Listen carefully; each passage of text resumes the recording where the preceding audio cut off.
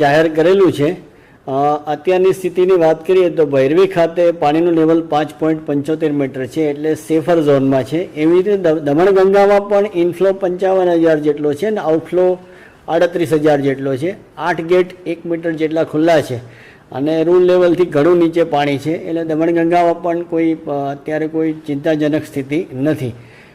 ગઈકાલે જિલ્લામાં average 8 inch વરસાદ પડ્યો અને ફોર્ચ્યુનેટલી બપોર પછી લગભગ વરસાદ ઓછો હતો, એટલે શહેરી વિસ્તારોમાંથી બધે જે પાણી ભરાયા હતા એ પાણી ઓસરવા માંડ્યા હતા। આજે પણ સમગ્ર જિલ્લામાં એવરેજ 1 ઇંચથી હજુ સુધી વધારે વરસાદ પડેલો નથી, એટલે વધારે પાણી ભરાવાના કોઈ પ્રશ્નો છે નહીં હાલમાં। ગઈકાલની સ્થિતિ આપણે જે શહેરના 2 નીચાણવાળા વિસ્તારો છે, કાશ્મીરનગર અને બરુડિયાવાડ, અને નજીકમાં ભાગડા ખુર્દ, લીલાપોર, બરડિયાવાડ, ખાડિયા નનકવાડા અને વેજલપોરમાં એમ 6 નીચાણવાળા વિસ્તારમાંથી 1152 લોકોને સ્થળાંતર કરેલા છે।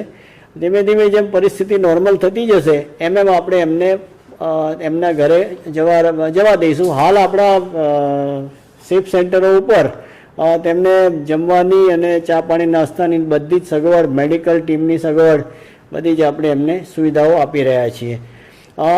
એક ખાલી આજના ઇન્સિડન્સની વાત કરીએ તો ભાગડા ખુર્દ હનુમાન ભાગડા જે કહેવાય છે ત્યાં આગળ એક 3 માસની પ્રેગ્નન્ટ લેડી હતી, એટલે એને મિસકેરેજનું કંઈ ઇસ્યુ હશે, એટલે પોલીસ અને NDRFના જવાનો પહોંચી ગયા અને એને રેસ્ક્યુ કરી અને હોસ્પિટલ પહોંચાડી દીધી છે।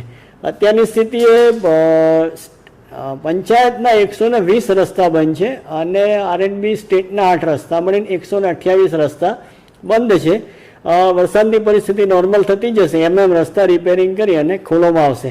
હાલની સ્થિતિએ જો જિલ્લાની વાત કરીએ તો વલસાડ જિલ્લામાં અત્યારે એવી કોઈ પૂરની બહુ ચિંતાજનક સ્થિતિ નથી, પરંતુ 2 દિવસ માટેનું રેડ એલર્ટ હોય તમામ વલસાડવાસીઓને મારી અપીલ છે કે તેઓ સાવચેત રહે, સાવધાન રહે અને પૂરની કોઈ પણ પરિસ્થિતિનો ઊભી થશે તો આપણે એનો સફળતાપૂર્વક સામનો કરીશું।